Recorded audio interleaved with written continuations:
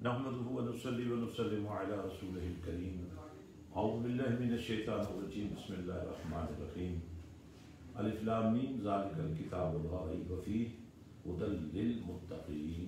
सदक़ल्लाहु मौलाना अज़ीम व सदक़ रसूलुहुन नबियुल करीमुल अमीन।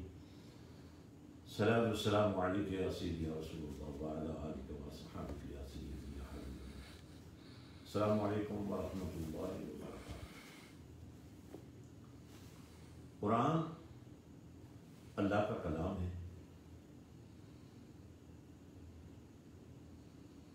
और रमज़ान मुबारक वो महीना है जिसमें कुरान नाजिल हुआ। चश्मे तसव्वुर से नुज़ूल कुरान को लैलतुल क़द्र के उन्वान से अगर समझने की कोशिश की जाए तो इस एक रात की शान ये है, लैलतुल क़द्र खैर मिन अल्फ़ि शहर। 1000 महीने की इबादत से बढ़कर इस रात की शान में, उस लम्हे की शान, इस लम्हे में कुरान नाजिल हुआ। अब नाजिल करने वाला अल्लाह है, किसी ने अल्लाह को नाजिल करते नहीं देखा। कुरान को लाने वाला जिब्रील है, किसी ने जिब्रील को लाते नहीं देखा। आने वाला अल्लाह का कलाम पाक कुरान है, जिसको किसी ने आते नहीं देखा। हाँ, ये ज़रूर होता था, नबी रहमत सल्लल्लाहु अलैहि वसल्लम के लब हिलते थे तो यूँ महसूस होता था हिल नबी के लब रहे हैं, बोल नबी का रब रहा है। तो ये वो कैफियत थी।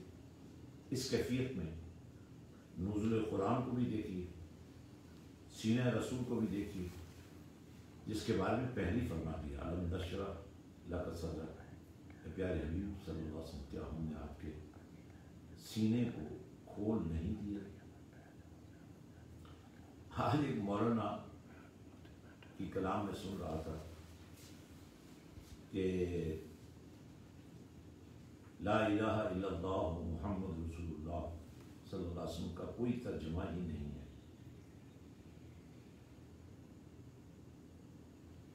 ला नहीं, इल्लल्लाह मगर अल्लाह, मोहम्मद ऐसी जात जिसका नाम लेना ही इस बात की अजमत है कि वो जात जिसका जिक्र हद से बढ़कर किया जाता है। अब ये जिक्र बुलंद कौन कर रहा है? वो कर रहा है जो इलाह है और उसके सिवा कोई इलाह नहीं है। वो ये फरमा रहे मोहम्मद सल्लल्लाहु अलैहि वसल्लम, ये वो हस्ती है जिसको हमने मोहम्मद बनाकर भेजा है। और मोहम्मद होता ही वो है जिसका तारुफ कराना न पड़े, उसकी तारीफ ही हो कि हद से बढ़कर उसकी तारीफ हो, और फिर वो रसूल भी हो। इस शान रहमत का हुस्न जिस जात में जलवागर हो, अगर तर्जुमा ना भी किया जाए तो फिर भी बात तो समझ आती है ना कि ये जिक्र अफजल तरीन जिक्र है। अस्कार की दुनिया में अल्लाह का हर नाम जो है वो यूं मुतारफ किया गया है कि यह अस्माउल हुस्ना है, इनमें अल्लाह ने हुस्न जलवा कर किया। और जहाँ उसकी ज़ात का जलवा हो, जहाँ पूरी कायनात की नफी करके उसकी उलूहियत का प्रचार किया जा रहा हो, ये ऐलान किया जा रहा हो कोई नहीं मगर अल्लाह। इलाह कौन है? अल्लाह। और अल्लाह की उलूहियत,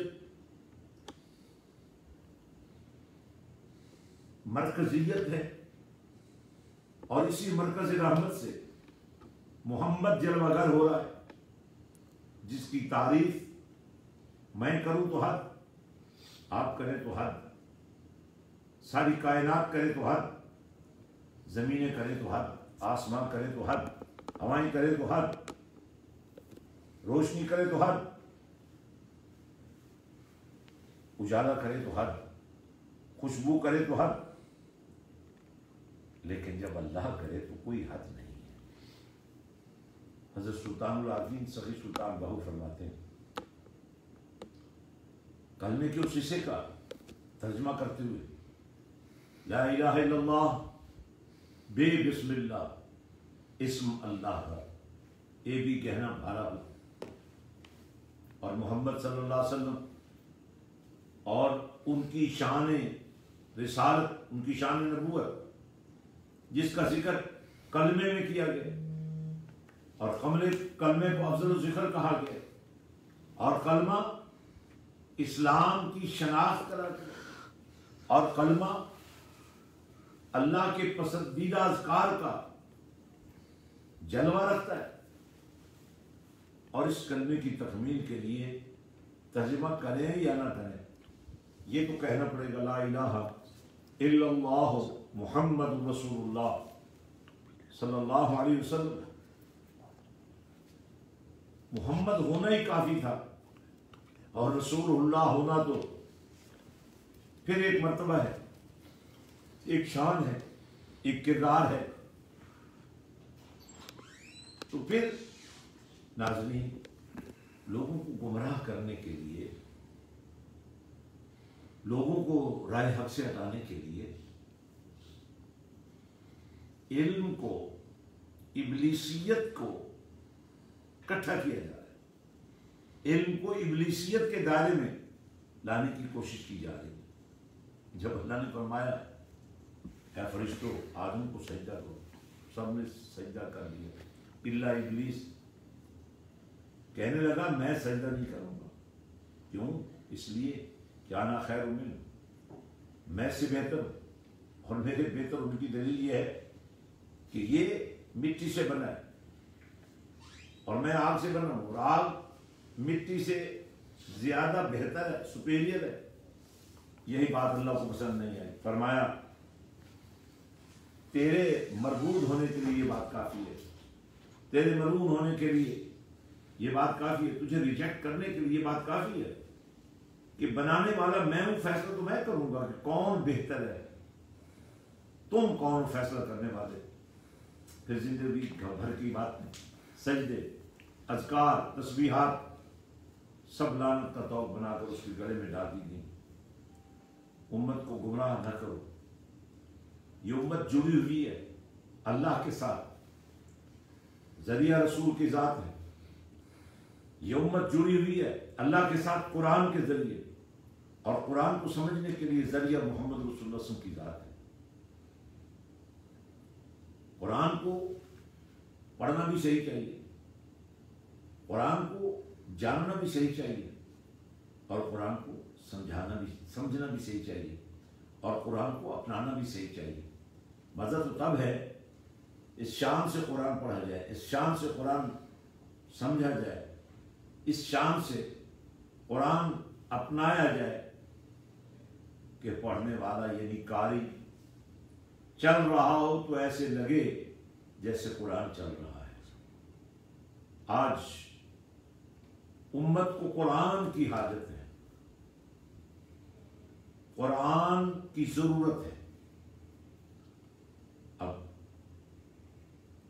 اللہ نے قرآن کی شان کو بیان کرتے ہوئے فرمایا، یہ کلمات پروردگار ہے، لا تبدیل لکلمات اللہ، ان کو کوئی تبدیل نہیں کر سکتا۔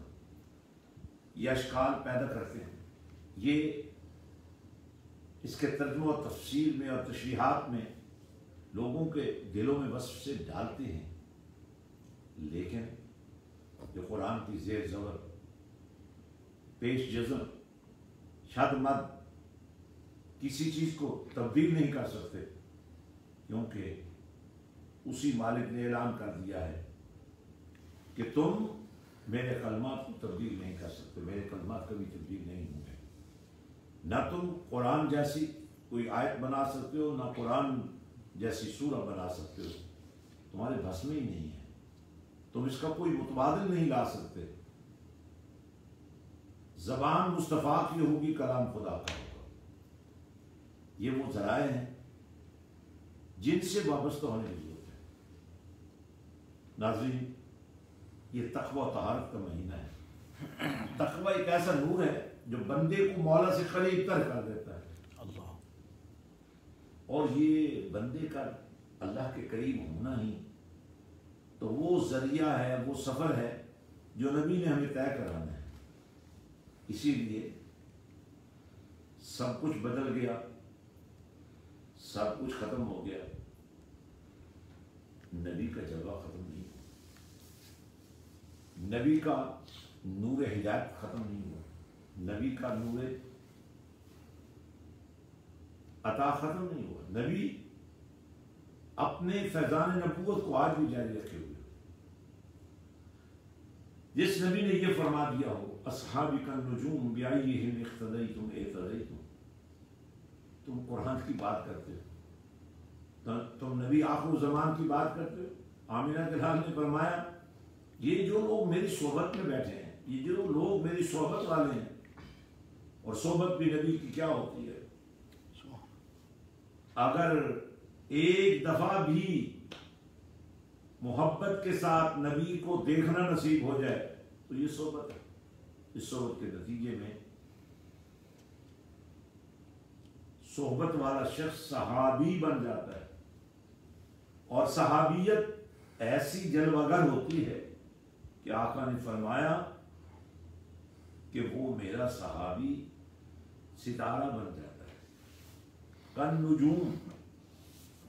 اور تم اگر جاننا چاہتے ہو کہ صحابی کیا ہوتا ہے تو سن لو، ذرا ان کے پیچھے چل کر تو دیکھو، ذرا ان کی گدائی کر کے تو دیکھو، ذرا ان کے وفادار بن کے تو دیکھو، ذرا ان کی اطاعت کر کے تو دیکھو، ان کی اقتداء تو کرو، ان کے پیچھے تو چلو، ان سے محبت تو کرو، ان سے نبی کے عشق کی بھیک تو مانگو، رسول اللہ صلی اللہ علیہ وسلم سے وفا کا نور تو مانگو۔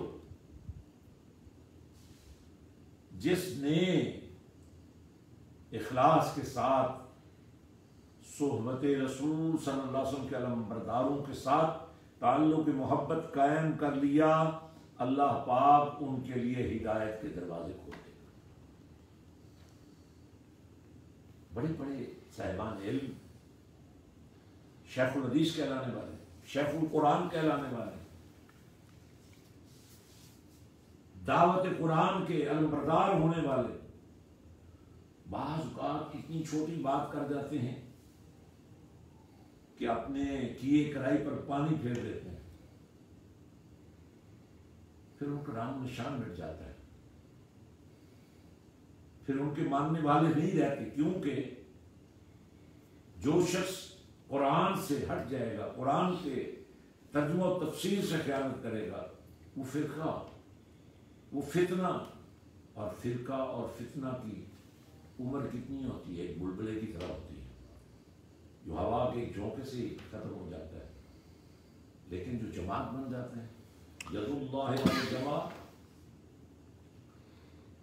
اور جماعت پر تو اللہ کا ہاتھ آ جاتا ہے۔ ناظرین، اپنا زور اس بات پر نہ لگائیے کہ نبی کی شان کم سے کم کیسے بیان کرنی ہے، اس بات پر زور لگائیں کہ نبی کی شان کو زیادہ سے زیادہ کیسے بیان کرنا ہے، اور پھر نبوت کا فیضان دیکھیے سمندر بن کر تمہارے من کی خشک کھیتی کو شاداب کر جائے گا، آباد کر جائے گا۔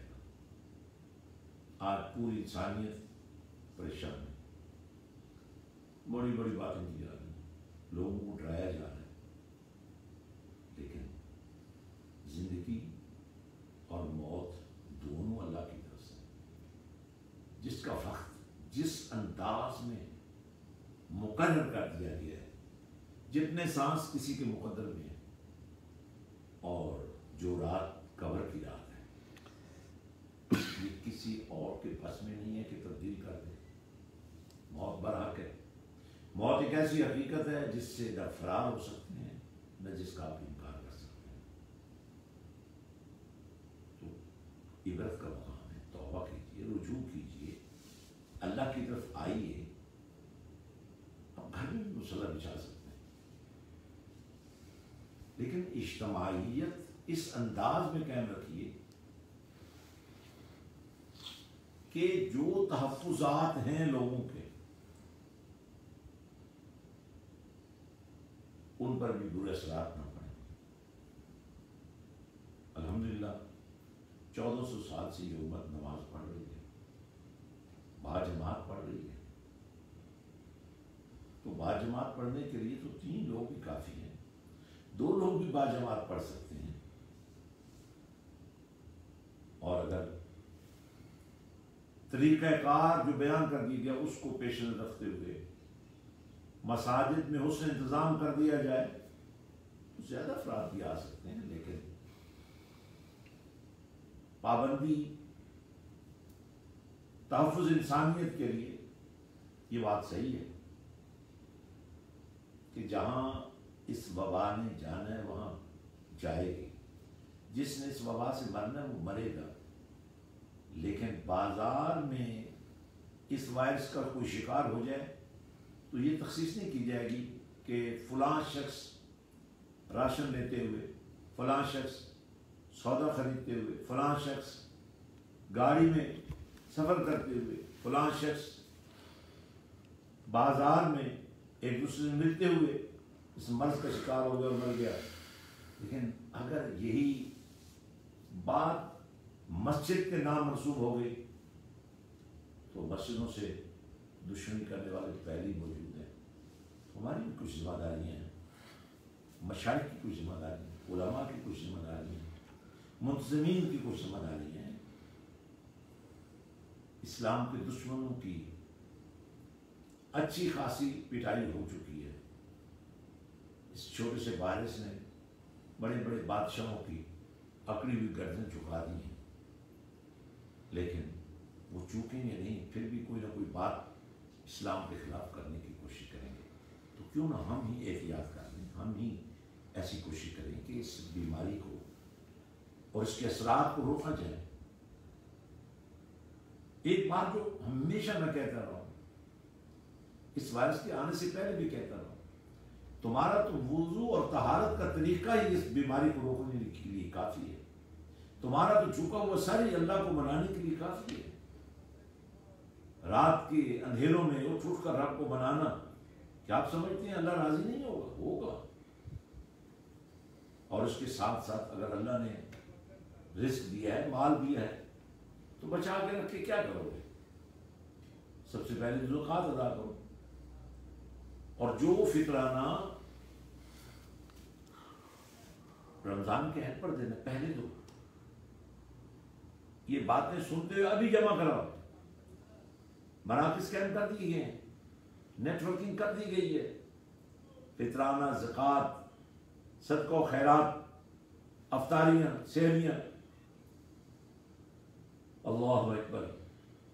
یہ آپ کے لیے صدقہ جاریہ بھی بنے گا، صدقہ جان بھی بنے گا.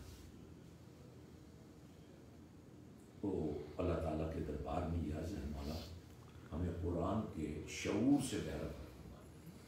اور انشاءاللہ ہماری یہ گفتگو قرآن کے حوالے سے چند ابتدائی اسباق ہیں قرآن کی عظمت کو دل میں بٹھانے کے لیے.